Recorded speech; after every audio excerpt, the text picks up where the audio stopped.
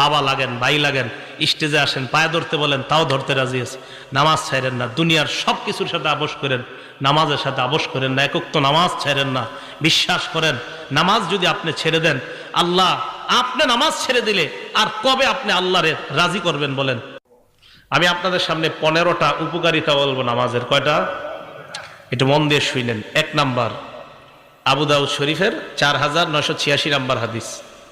নবীজির এক সাহাবা, উনি বলেন, ইনতালাক্তু আনা ওয়া আবি ইলা সিহরিল্লানা মিনাল আনসার। আমি আর আমার বাবা আনসারি শ্বশুর বাড়িতে গেলাম। নাউদুহু, আমার আনসারি শ্বশুর, ওই শ্বশুরকে আমি দেখতে গেলাম, অসুস্থ শ্বশুরকে সুস্থতা করার জন্য গেলাম, সেবা শুশ্রূষা করার জন্য গেলাম। যাওয়ার পর তার সামনে আমরা বসা।